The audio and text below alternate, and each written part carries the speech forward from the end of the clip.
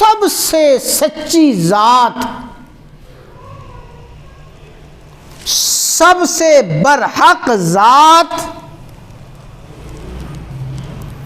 اللہ تبارک و تعالی کی سب سے سچی برحق کلام قرآن مجید کے ان حصوں کا انتخاب کیا ہے احکم الحاکمین نے، اصدق الصادقین اور اصدق القائلین اللہ تبارک و تعالی نے حقیقی کامیاب کس کو فرمایا ہے اور حقیقی ناکام کس کو فرمایا ہے؟ حقیقی فاتح کون ہے؟ حقیقی شکست خوردہ کون ہے؟ اللہ تبارک و تعالی کا یہ فیصلہ، یہ فاتح ہے، یہ کامیاب ہے، یہ ناکام ہے، یہ شکست خوردہ ہے، یہ فیصلہ ہی قطعی، حتمی اور ناقابل تبدیل فیصلہ ہے۔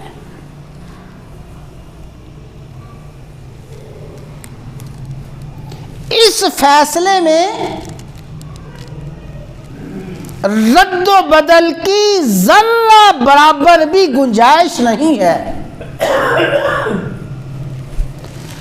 اللہ تعالیٰ جسے فاتح فرما رہے ہیں حقیقت میں وہی فاتح ہے جسے میرے خالق و مالک شکست خوردہ اور ناکام فرما رہے ہیں، حقیقت میں شکست خوردہ اور ناکام وہی ہے۔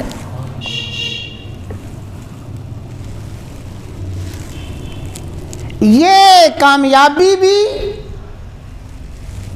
وقتی، عارضی، فانی ہے اور فانی ہونے کے ساتھ ساتھ محض دھوکہ ہے، فریب ہے، اور یہ ناکامی بھی وقتی، عارضی اور فانی ہے، اور یہ ناکامی بھی دھوکہ ہے۔ میرے بھائیوں، نہ حقیقت میں یہ کامیابی ہے نہ حقیقت میں یہ ناکامی ہے۔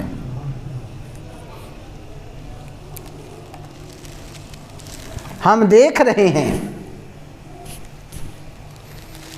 یہ حقیقت ہمارے سامنے ہے۔ کل دنیا جن کو فاتح کہہ رہی تھی، آج انہی کو شکست خوردہ کہہ رہی ہے، بلکہ رات جب سوئے تو کانوں میں آوازیں آ رہی تھیں، فلاں ہار گیا، فلاں ناکام ہو گیا، فلاں کی ناکامی کے، فلاں کی شکست کے نتائج آ گئے ہیں۔ صبح اٹھے تو کامیابی ناکامی میں اور ناکامی کامیابی میں، شکست فتح میں، فتح شکست میں بدل گئی۔ معلوم ہوا کہ یہ کامیابی بھی دھوکہ ہے، یہ ناکامی بھی دھوکہ ہے۔ اور میرے بھائیوں، یہ بات جو میں نے شروع کی ہے، یہ بات سب سے بڑی حقیقت ہے، یہ بات 100% حقیقت ہے کہ جسے میرے رب نے اپنی اس لاریب کتاب میں، اس حق کلام میں جسے کامیاب کہا وہی ناکام، رب نے اس پاک لاریب برحق کلام میں جسے ناکام کہا وہی ناکام ہے۔ ساری دنیا اسے کامیاب کہے، اس کی فتح کے شادیانے بجیں، ساری دنیا اس کے ڈیرے پہ اس کے گھر میں آ کے خوشیاں منائے، لیکن اگر میرا رب اسے ناکام کہہ رہا ہے، ساری دنیا کے کامیاب کہنے سے وہ کبھی کامیاب نہیں ہو سکتا۔